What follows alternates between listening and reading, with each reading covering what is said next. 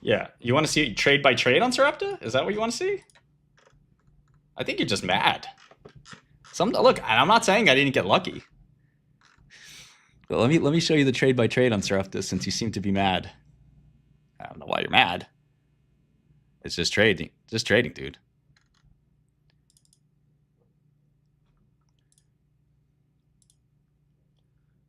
But yeah, just because you are so mad, let me help you out.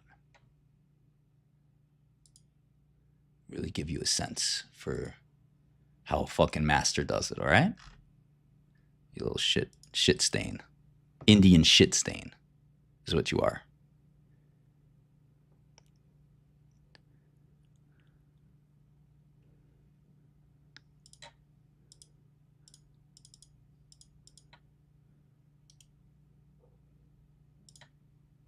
Okay.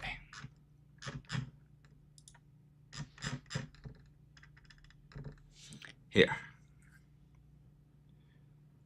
This is just Sarepta, just so you can see it.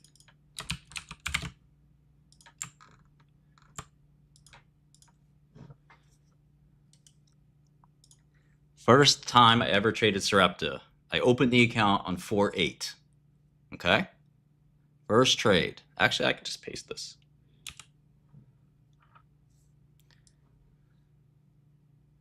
Okay, here we go.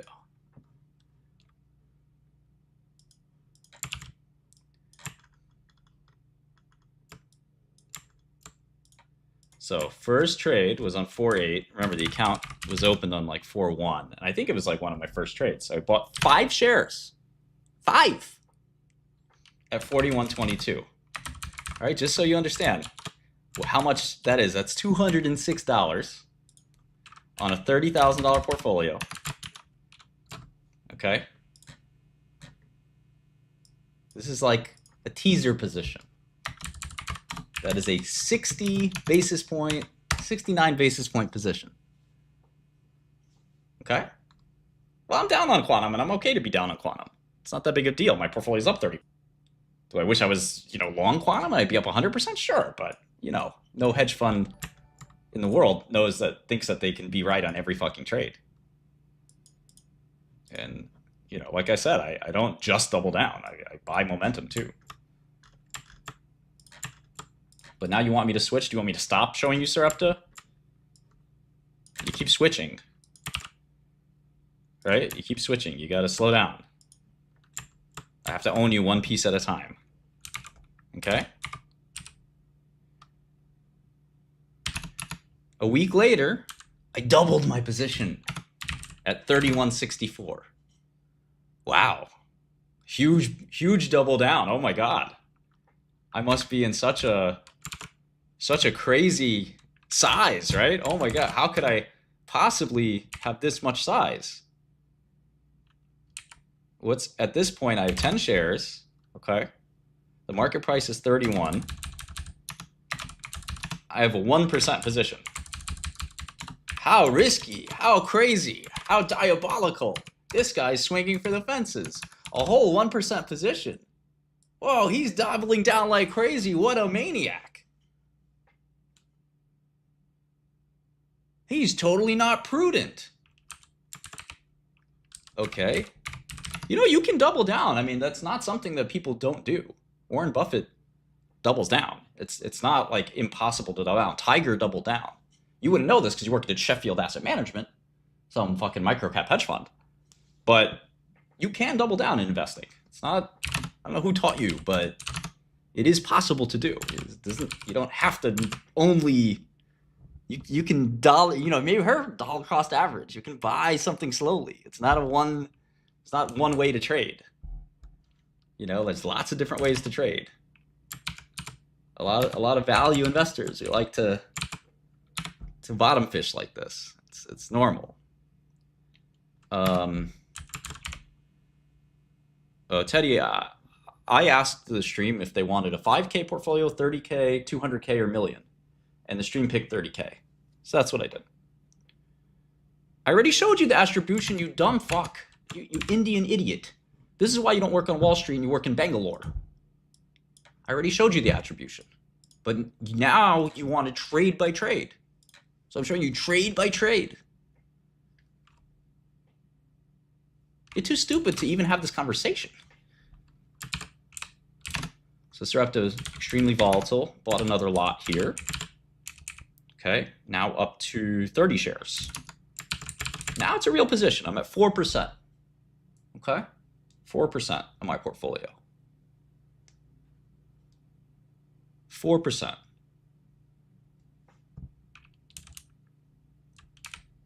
Yeah, whatever, Teddy. I give the people what they want. People wanted a small portfolio so they could identify with it.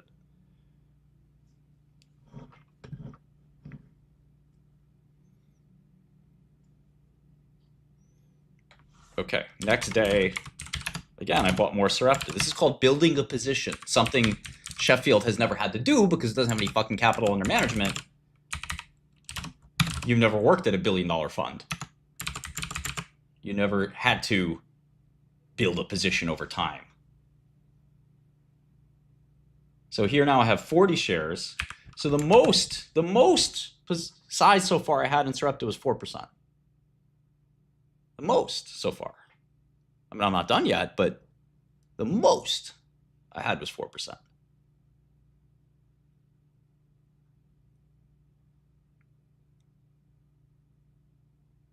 This guy's a retard. I don't follow the farmer trades. I only follow his bad trades. I don't follow the money makers. You're a real retard. I only look at one half of the distribution. Okay, now I know why you're a failure in Wall Street. You know, and I use my judgment. I'm not a new trader. I've been doing this a long time. You know, I taught a lot of people how to do this. Doubling down, I say it all the time, is the worst thing you could do in trading. But this was a unique situation. This stock had an unprecedented situation in biotech. So I kept buying. And again, still a 3% position here, nothing too crazy.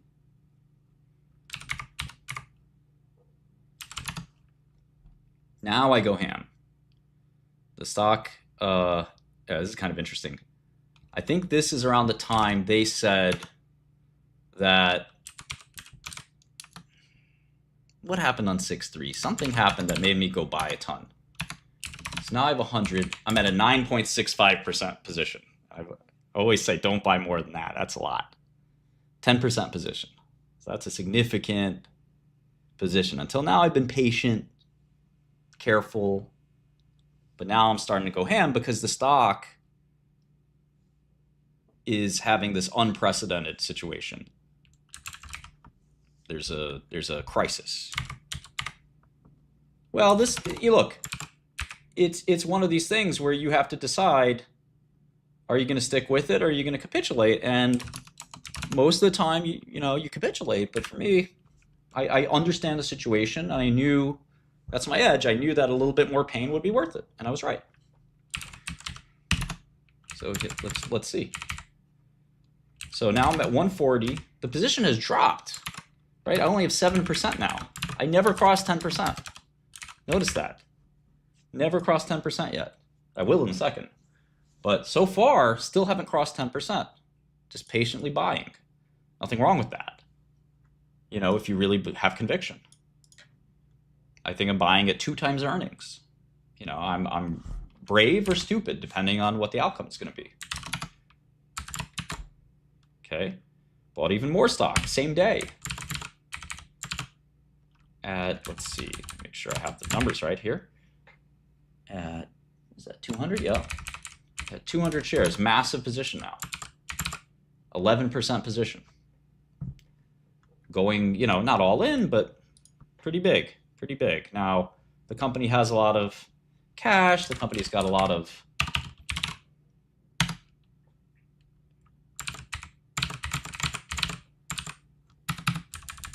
whatever. I mean, this is value investing. There's lots of firms that do this.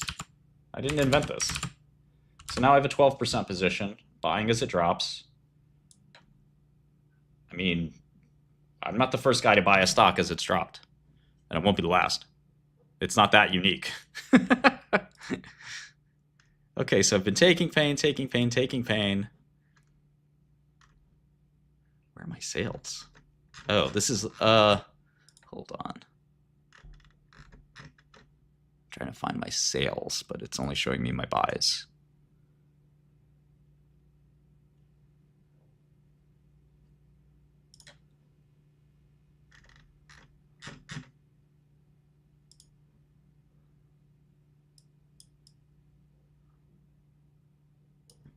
That's odd. Hold on one second. Account statement.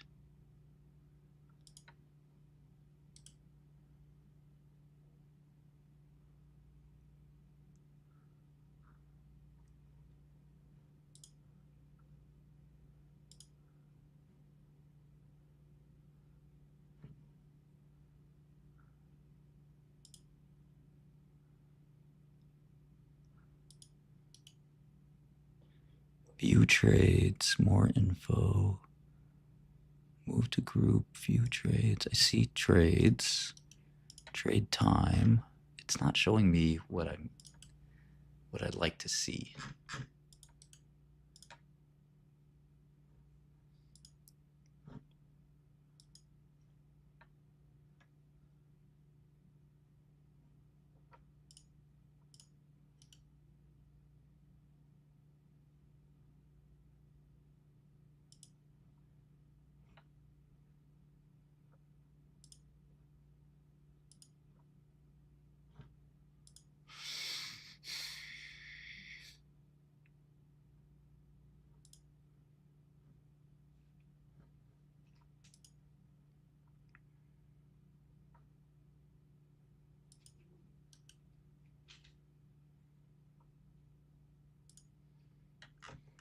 The system is terrible.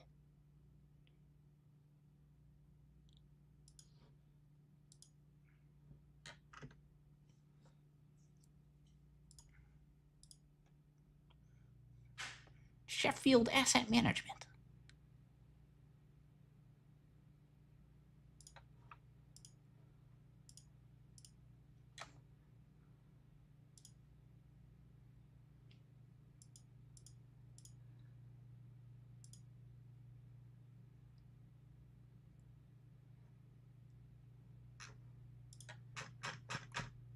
Okay, here we go. This might work. Ah, perfect. Found it.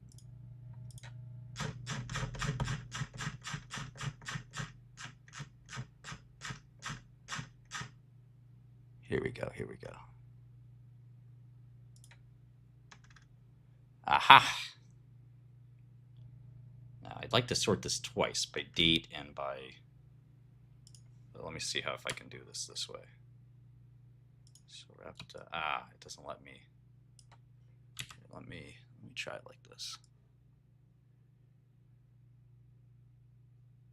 This is sorted by date. Okay, it's like reverse chronological. Perfect. I found the place where it's all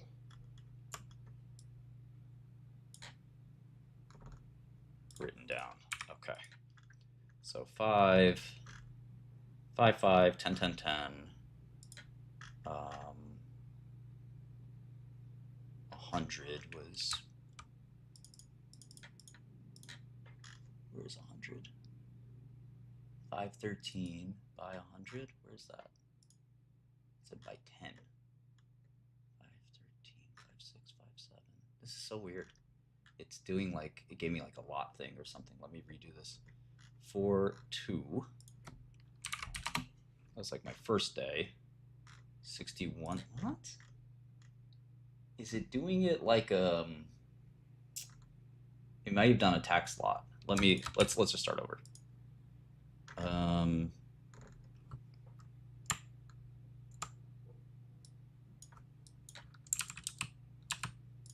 All right, 4, 2 by 5 at 61, 66. Vicious. Oof. Make this.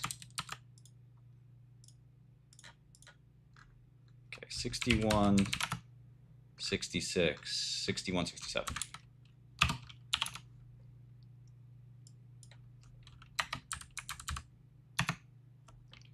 So that's a 1% position. Yeah, there's different styles of trading. Some people think when a stock's going down, they should be getting out. Some people think when a stock's going down, they think it's more attractive, and you just have to know the difference. Both can be right. But, you know, there's no reason to cry. I mean, crying is unacceptable. Okay, so total position.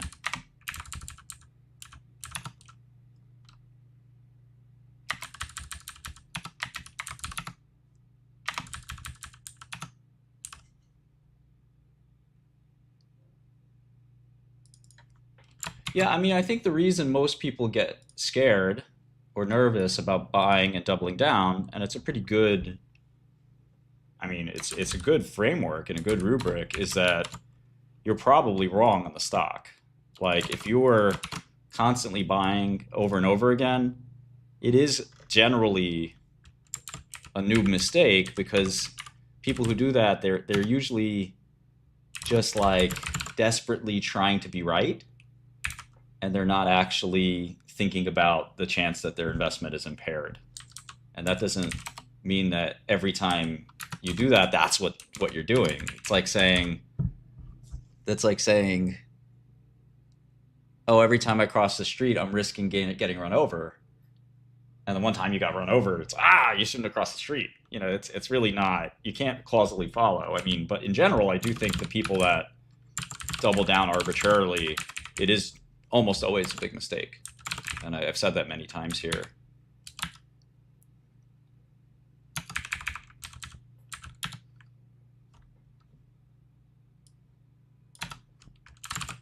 Okay.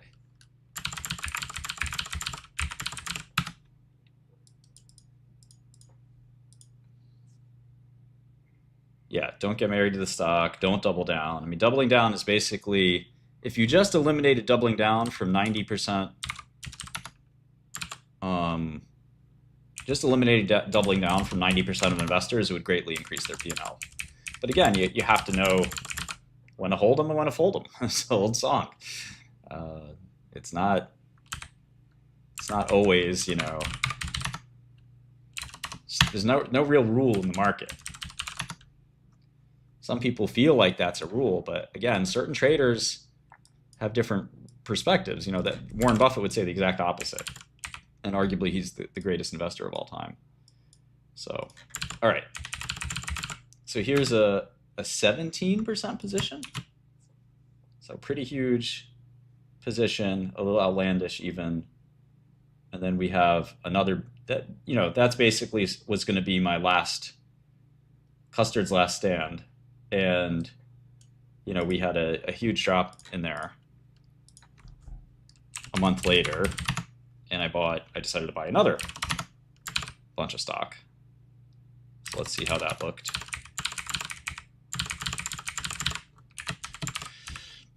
So max position here was actually 17. I don't know what numbers I was looking at earlier, but that's that. And then we basically went hog wild on 616.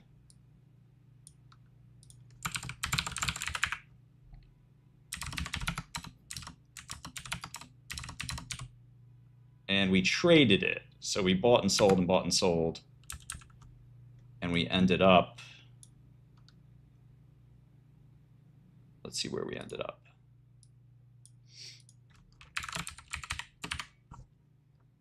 So 2195 minus 2008.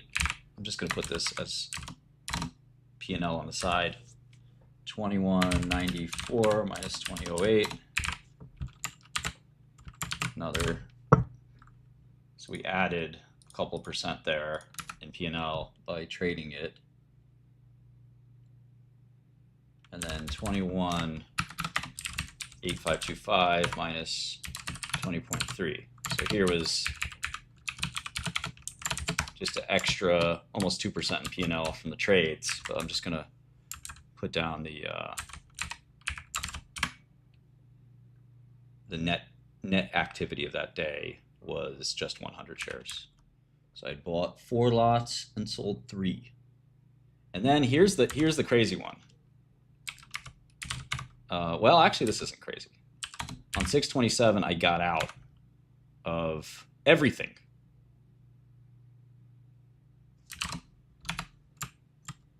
So here's where I capitulated, I guess. So again, you know, being accused of just doubling down.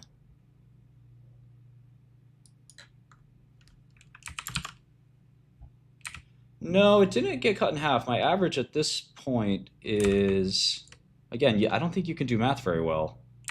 I don't know. You didn't go to IIT, I guess. But I took my losses down 10% on the position, 20% on the position.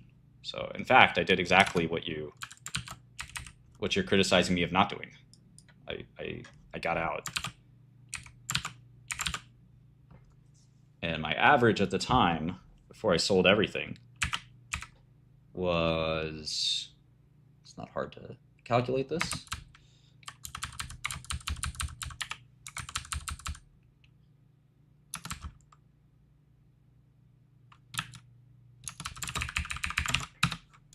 $30. Yeah, I got out at 17. So yeah,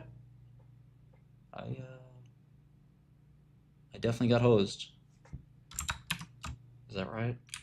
Let's see if I did this right. Yeah.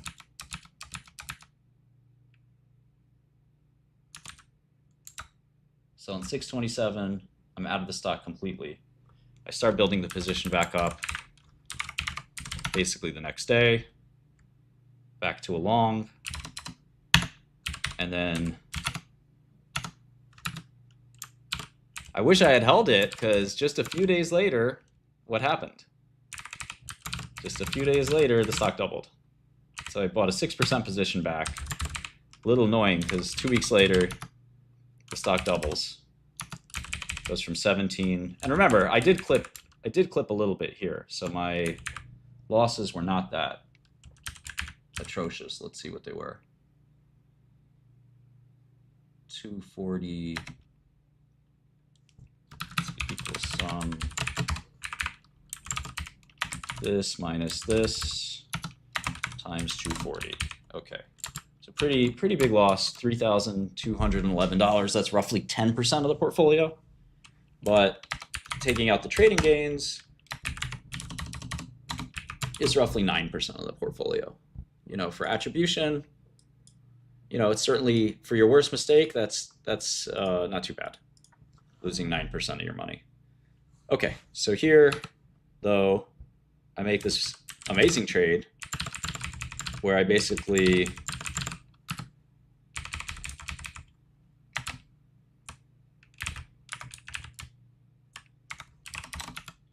make almost all that back in one trade. So now my attribution is down 3% on that position.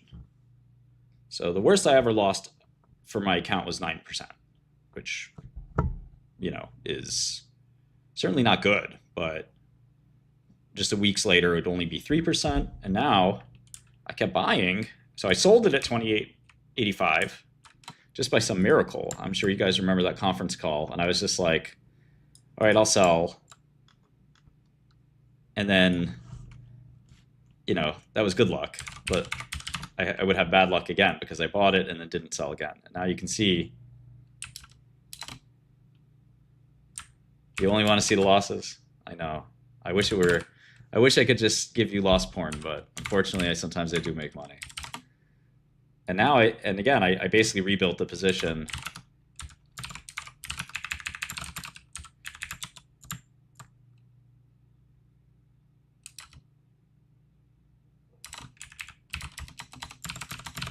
And it's still a very big position for me, but you can see the average is around 1350, and I was able to buy the stock at $10. 10.55? Did it trade that low, chat? That seems impossible. Because it's 18 right now. Man, I would be hating me too if I were you. I'd be hating me too if I bought a stock 2 weeks ago at 10 and now it's fucking 18. Yeah, I'd be a hater. I'd be a hater too. Hell yeah, I'd be a hater. Why you getting money? I want to get money. Why you getting money?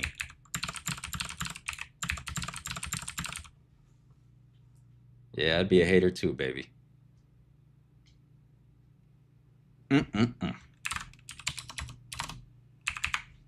Yeah, so there's my position, 14%.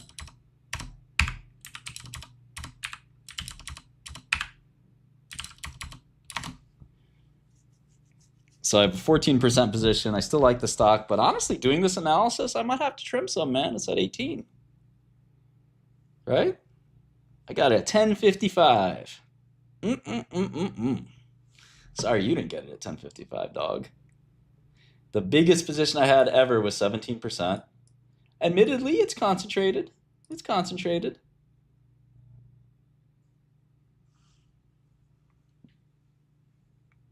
But, you know, I think that if you think that doubling down is new behavior, you got to talk to Warren Buffett, dog. You got to look at that American Express trade. Let's watch what happened with the Amex trade, just because you need a history lesson, man. This is the same exact trade. Salad oil crisis. American Express. Let me help you out. Interesting case study, because it does have we always think in terms of share of mind versus share of market, because if share of mind is there, market will follow. People, virtually, probably 75% of the people in the world have something in their mind about Coca-Cola, and overwhelmingly it's favorable. Everybody in California. In 1964, Warren Buffett went all in on a failing credit card company that almost went bankrupt because of salad oil. A con artist named Anthony DeAngelis tricked companies into believing he had massive inventories of soybean oil, which he would use to get loans later on. But how American Express got scammed is they used to have a division that dealt with warehousing and certifying inventories. When they went to check to make sure the soybean oil was real, they forgot to remember that oil is less dense than water. So from the top, it looked like the tanks were full of oil, and American Express verified it, allowing Anthony to use that verification to get massive loans from banks. But over time, banks and creditors got suspicious that Anthony was overstating how much oil he had and began to look deeper. One inspector, instead of looking at the tank from the top, decided to open it up from the bottom, and the truth was exposed. Banks and investors were scammed out of $150 million, but the biggest loss came to American Express at around $58 million, causing Amex's stock to drop 50% in a matter of weeks, and most Wall Street investors thought this was the end for the credit card company. But Warren Buffett wasn't sold on that idea and began going around to small businesses and restaurants in Omaha, asking if they were still accepting American Express credit cards. Unanimously, they all said yes. So Wall Street was saying it was over, but everyday people still trusted and weren't affected by the incident. So Buffett decided to invest $20 million into Amex after one of the biggest scandals in Wall Street history. That bet turned into $20 billion. That is a 100,000% return. The scandal made everyone panic, but not Buffett, making his bet on American Express one of his best of all time. In 1964, Warren Buffett went all in on. Need I say more? You don't have to always, when a crisis hits a company, you don't have to always puke it. You can buy. It all depends on what you think's changed.